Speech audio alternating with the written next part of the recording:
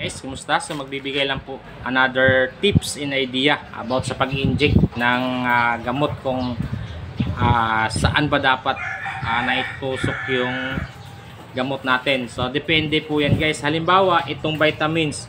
So sa vitamins guys, tulad nito, walang nakalagay kung IM or sa ibabaw lang po ng sa ilalim lang po ng balat. Kumbaga sa ilalim ng balat is taba po yan. So may mga gamot guys na ini-inject lang natin sa ilalim lang ng balat. Kumbaga andun lang sa taba. So ibig sabihin nakapormula yun doon at doon iipiktok agad yung gamot kapag ganon.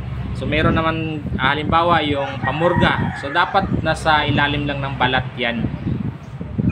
Kasi yung taba, yun yung mga doon sa taba yan may inject. So yun yung taba na kailangan nila para mas mabilis yung epekto ng gamot. So yun po yung instruction sa ibang gamot. So meron namang gamot na tulad nito IM, intramuscular. So ibig sabihin guys, dapat sa laman ito. Halimbawa Sustalin, Alamycin, basta antibiotic. So pag sinabing IM, intramuscular, dapat sa laman nyo po na i-inject yung gamot para mas effective. Halimbawa, na-inject nyo is dito lang sa ilalim ng balat. So, i-epekto ba? I-epekto naman guys, kaso mabagal yung effect. Kumbaga, hindi po talaga kaagad na i-epekto. So, sayang lang yung gamot. So, dapat pag sinabing nakalagay dito, kaya lagi ko sinasabi magbasa, kapag IM intramuscular, tapos mahalaga din po yung dosage. Kapag kulang sa dosage po yung nabibigay natin, so nagiging useless lang din po yung gamot. Hindi po, wala pong effect, walang bisa po yung gamot. So dapat pag sinabing IM intramuscular, sa laman po talaga guys. So pwede dito sa pigi, kapag laman, pwede dito sa liig, kasi dito may laman yan dito eh. So dito lagi ang ini-inject eh. So halimbawa itong Sustalin, kapag may nagtatae, nag-i-inject po tayo sa ating mga biik. So pwede sa liig. It nakalagay kasi dito 10 ml good for 1 ml good for 10 kilos. So 1 ml po talaga ang ibigay ninyo guys. So kapag bumaba yan, okay lang, kahit tumaas yung dosage konti, okay lang yan. Huwag lang bababa.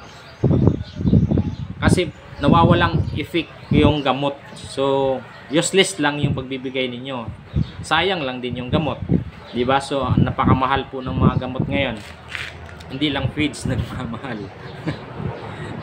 So yun po yun guys, ang technique doon. Tapos kapag sa antibiotic na mga sa pampurga, lalo na sa mga biik na bagong walay, so kapag 5 to 7 days, kapag nasa condition na, pwede nyo nang ipurga. Pwede naman yung sachet.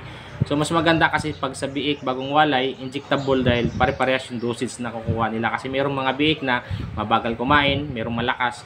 So hindi pare-parehas yung dosage na nakukuha. Maganda yung inject kasi pare-parehas yung dosage na naibibigay natin. So kapag sa injectable, sa ibabaw lang po pag injectable na pamurga, sa ilalim lang po ng balat po yan guys. Pwedeng dito sa ilalim ng tiyan yung mayroong balat doon, so doon nyo po i-inject. So hindi po pwede sa tulad na sinasabi ko, kapag nag-inject kayo, nagpurga kayo, tapos sa laman nyo na hindi basta kaagad na i-epekto yung gamot. So maganda talaga yung sa ilalim lang ng balat, sa taba, dahil yun po, doon po yung nakapormula yung gamot. So mas epektibo. So yung dosage din po mahalaga, kasi like ko sinasabi na magbasa po talaga dito, kasi nandito na po yung instruction saka dosage po. Pag nagtatanong anong gamot sa pagtatay ng biik, sabi ko Alamycin, tapos magre-reply, sir, ilang ml po ang ginagamit. So kaya hindi ko basta-basta binibigay yung kung ilang ml, dahil nandito na kasi mismo yung instruction. So magbasa lang po tayo. So yun lang guys, mahalagang paalala po yun, tips, lalo sa mga nag-aaral pa lang mag-inject, sa mga baguhan o sa magpaplano pa lang. Hindi po basta-basta na nag-i-inject lang po tayo. So dapat alamin din natin. So, mga gantong kulay, inulit ko guys, yung mga gantong kulay, bawal po ito mainitan. Nawawalan ng bisa po ito kapag nainitan. dapat naka-shield din po, naka-shield yan. Ito okay naman to, naka-shield naman to. Basta basahin natin yung expiration, baka expired na rin yan kaya hindi na gumagana yung gamot. So dapat alamin natin, double check po natin lagi.